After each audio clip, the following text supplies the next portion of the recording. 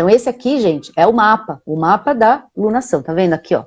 Isso aqui, Lua e Sol, juntos, né, no signo de Escorpião, a 2 graus de Escorpião.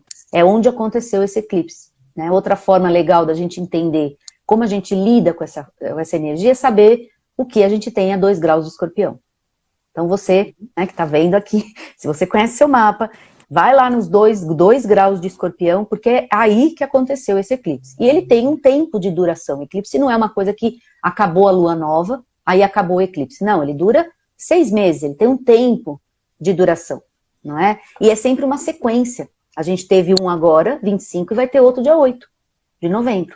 E o eixo é exatamente o eixo touro-escorpião. Então agora a lua nova foi em Escorpião, esse eclipse, o próximo eclipse é em touro. Ou seja, é o eixo, é o mesmo eixo, né? E o próximo eclipse, já falando dele, né, que é a lua cheia, ele já traz, né, esse novo eclipse, ele já vai trazer esse transbordar o copinho, mas de uma forma assim, talvez, vamos dizer assim, com muitos imprevistos, com uma situação que a gente vai ter que tomar um pouco, por isso que eu falei de não decidir coisas muito, muito sérias na vida. Porque assim, o Urano envolvido nesse eclipse, ele está diretamente envolvido nesse eclipse de lua cheia, ele traz um monte de surpresa, um monte de imprevisto, talvez rompimentos, coisas inesperadas, decisões que estavam já tomadas podem virar tudo, virar ao contrário.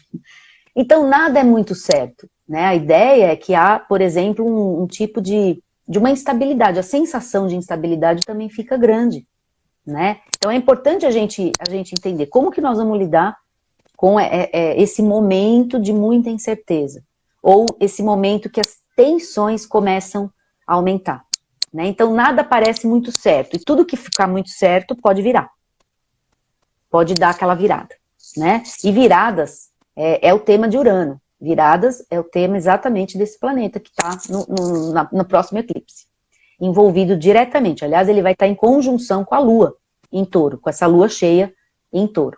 Né? Então uma forma interessante de lidar com o período é a gente não deixar as coisas muito rígidas, né? Sabe, ter aquela rigidez, aquela fixação, tipo, só vou fazer desse jeito, se não for desse jeito não vai dar certo, tem que ser desse jeito. Tudo que a gente fala tem que, é um período bem complicado para os tem que, né? Tem que, por quê? Porque existem forças que não estão no nosso controle, e aí muda. Mas não somos nós que estamos mudando, mas alguma coisa faz a gente mudar.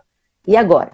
Né? Então isso pode envolver mudança de lei, mudança de como nós vamos, pelo menos aí na Europa, como vai ser o inverno, né? Surpresas na conta, né? Surpresas na conta, coisas que não vamos fazer. É o governo falando, não vai ter isso. Não vai ter isso. Aí vem esse eclipse, não, agora vai ter. Ué, mas não estava dizendo que não ia ter, agora vai ter? Então, isso gera um pouco dessa instabilidade, a gente começa a sentir mais insegurança. Então, o ideal é não se enrijecer muito, né? Não ter aqueles planejamentos muito, muito rígidos, porque senão a gente tende a mudar no meio do caminho. Então, vai ser energia gasta, né? Energia jogada fora. É melhor olhar, né? Observar como é que os sinais estão acontecendo.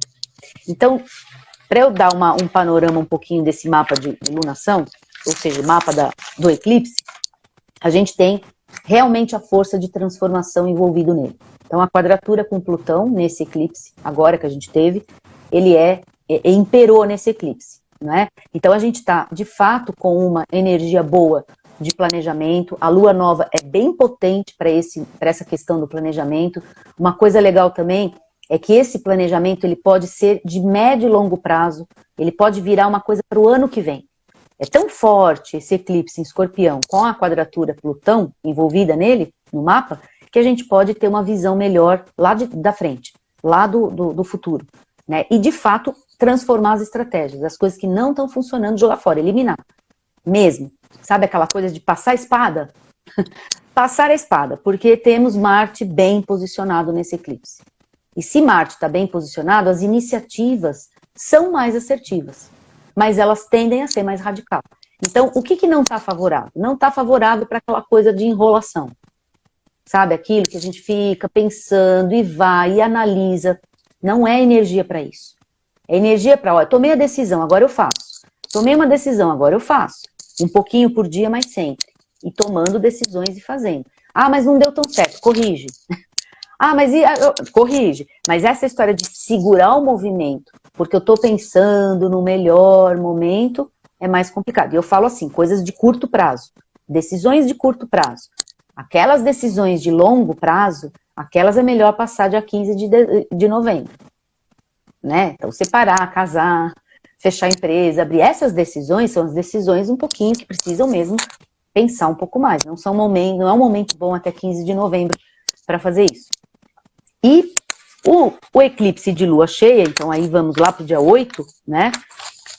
É aquele que a gente tem a força, o que eu falei agora há pouco, a quadratura com Saturno envolvida em todo o eclipse e a oposição com Urano envolvido em todo o eclipse. O que significa? Que a quadratura no céu entre Saturno e Urano, ela é ativada com esse eclipse. Então, pode dar uma sensação da gente querer apressar o movimento, querer mudar e não conseguir. Pode dar a sensação de que as coisas não estão no nosso controle, então a gente não pode fazer nada. E pode também trazer a sensação de bloqueio, de coisas que estão andando para trás. Mas eu avancei, agora tem que voltar. Ah, mas eu já aprendi a fazer isso. Ah, não, agora tem que desaprender. Desaprender porque nós vamos voltar. Então, essa sensação de tudo que foi para frente voltar, e pode dar um aspecto psicológico bem negativo de retrocesso, sabe? Retrocesso. Isso também pode ser nas situações de conflito no mundo. Em vez do conflito se resolver, que é a ideia que todo mundo quer, guerras e etc., não, ele se intensifica. Ele se intensifica por quê? Porque a gente quer que vá para frente, resolvendo, mas a turma não quer, então volta. Então, às vezes a sensação é que pode voltar na estaca zero, tudo de novo. E, ao mesmo tempo, aqueles que nem estavam conflitando, podem começar a conflitar. Porque agora, essa energia favorável para começar um conflito, na base do inesperado. Então, assim, nós já estamos vivendo uma situação de tensão. Esse eclipse só intensifica. Assim, não sendo a tal da mensageira do Apocalipse, eu não sou, mas tem que alertar. Né? Tá realmente muito tenso. A gente tem Mercúrio envolvido nesse eclipse, Vênus envolvido nesse eclipse, Urano envolvido, todos eles envolvidos, todos eles fazendo um aspecto de desafio com Saturno. E Saturno é aquele que cobra, aquele que exige uma postura, que quer que as coisas sejam organizadas, disciplinadas. Então é como se fosse um cabo de guerra. Né? Um quer avançar, um quer modernizar, o outro quer que continue do jeito que está. Ou pior, vai para trás porque o que avançou não é bom. Tem que voltar. Então é isso, né? Então fica esse cabo de guerra.